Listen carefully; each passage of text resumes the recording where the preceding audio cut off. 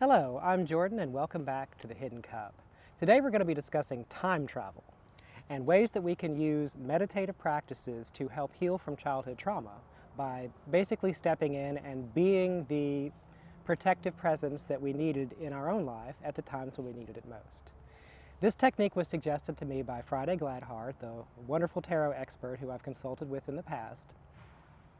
And the idea is that you will find one of those moments in your life, in your childhood or really any other time, where you were really struggling, where you were in need of support from an authority figure or someone older and stronger than you when you needed to be protected, and you did not receive that from the people in your life.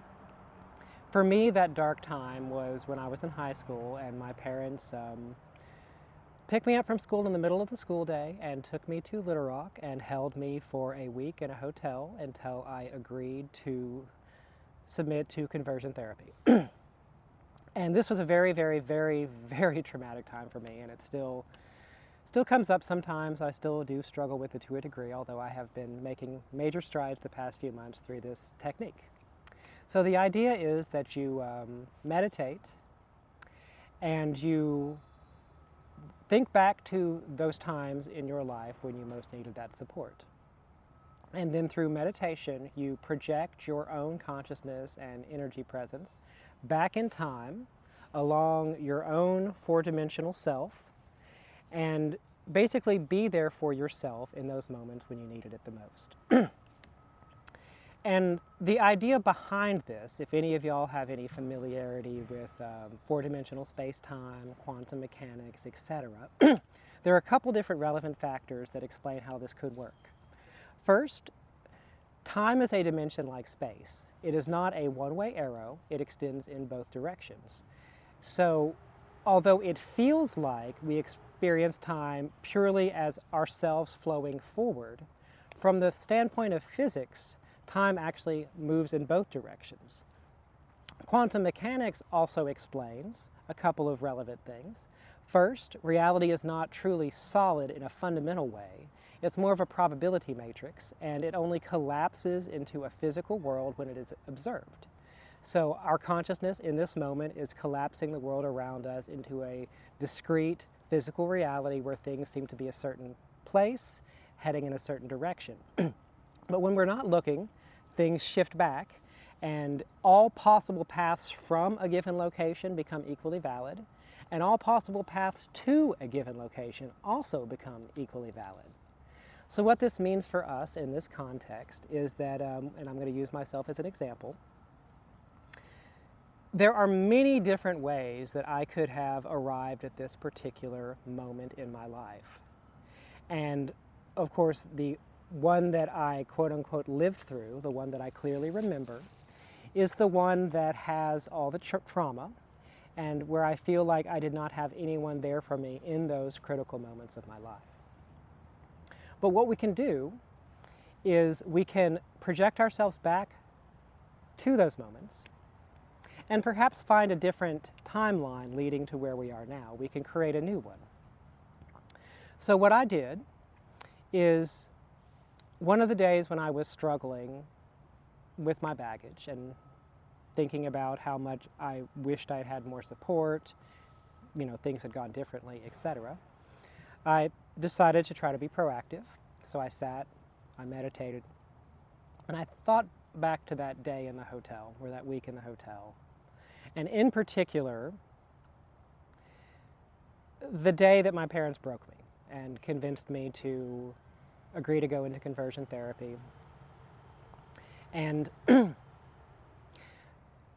I did agree to go in, and I had my first consultation with the therapist and was telling them I would, try my best to cooperate with the exercises and anything else that they said, just to try to make my parents happy, because I didn't want something to be wrong with me.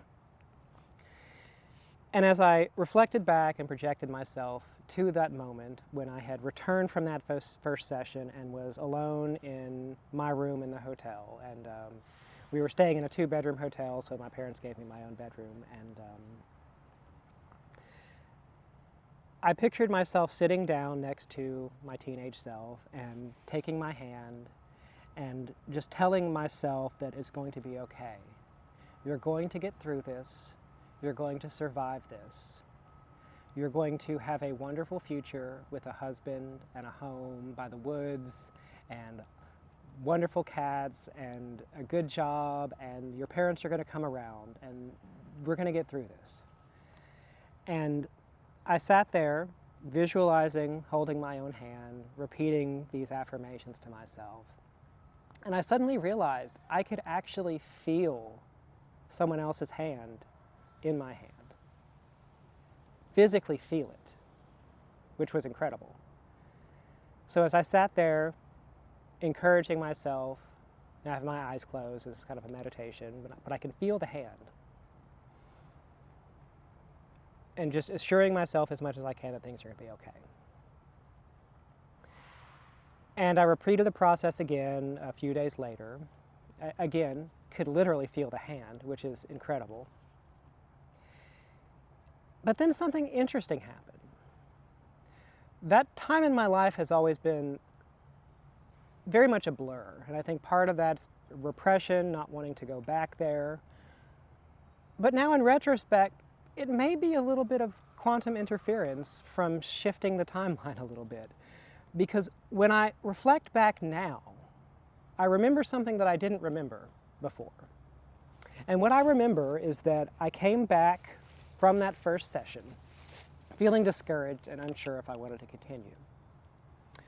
And I was always a physics nerd when I was a kid, so I've had this awareness of four-dimensional space-time and this sense of continuity between myself, the idea that if I exist in the future, there's a connecting line between my future self and me, because I pass through every moment to get there, and I form a four-dimensional organism, a meta-Jordan, that consists of all my past, present, and future selves through all timelines.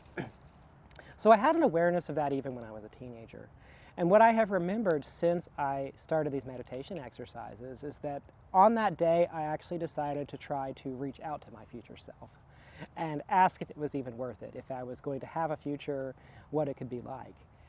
And I remember now very strongly a sense of my future self telling me, you're going to get through this. It's going to be okay.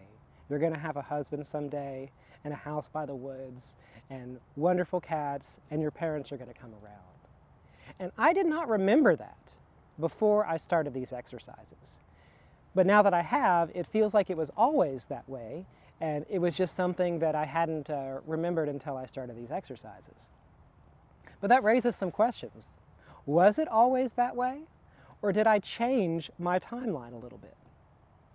And this is actually very relevant, because after that session, after that night when I consulted my future self or was visited by my future self, I decided to stop cooperating. I went back into that session with the therapist and I told him, look, I understand doctor-patient confidentiality. You can't tell my parents anything I tell you without my permission, and I am gay and I do not want to change.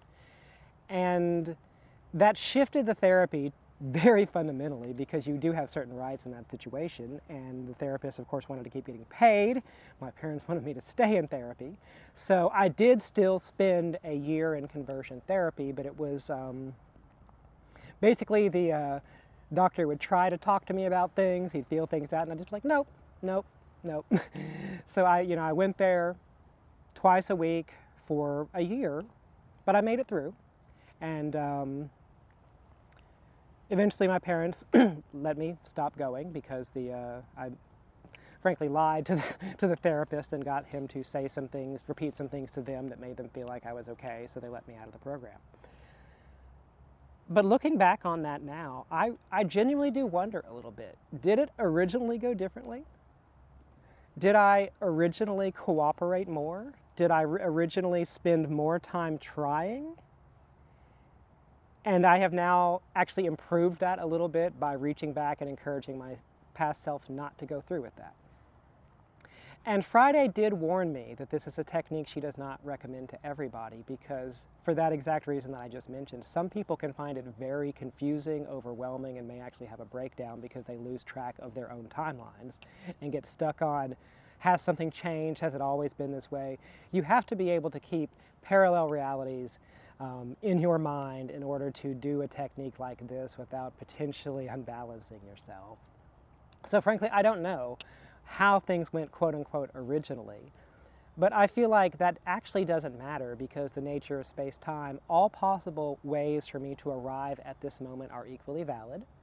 And now through this meditation exercise, I have selected a timeline that still gets me to the person where I am today, but where I also feel very strongly that I did have that support that I needed during that time when I needed it the most. And I do still struggle with the memories, especially with some of the things that are in the news right now, Supreme Court cases, various laws that are being debated. It comes up, and sometimes I get a bit triggered, but it's gotten so much better over the past 2 months that I've been working on this exercise. I don't get stuck as much. When the emotions hit me, it's less overwhelming. And I now have something constructive I can do. When I am struggling with what happened to me, I close my eyes and project myself back to those moments. And I hold my own hand and I tell myself it's going to be okay. And every time I do that, it gets a little bit better. Every time I do that, I heal a little bit more.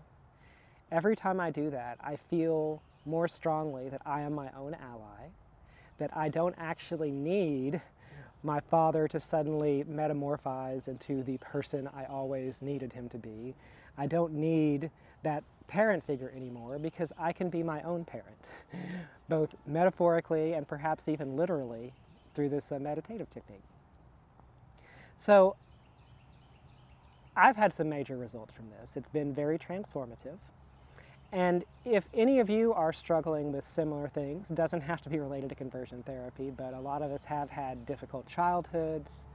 A lot of us have been through some, frankly, very, very terrible things where we felt like we didn't have anyone to turn to. But we always have ourselves. We're always with ourselves. And now that you have grown, now that you've learned, now that you've achieved a level of autonomy and freedom from the people that hurt you, you have an opportunity to step in and be the authority figure, the guardian, the mentor that you needed in those moments. So I would recommend trying this. Just next time you're struggling with something from your past, close your eyes, take a deep breath, clear your mind, and try to project yourself back to that moment and be the strength that you needed and didn't have then. And you might be surprised at the results. I know I certainly was. I was warned that things could go like this, but I didn't quite know what to expect. And the literal reality of the experience was very transformative. And it has caused some things to click into place that previously were just concepts and ideas that I was playing with, and now seem like actual fundamental truths of reality.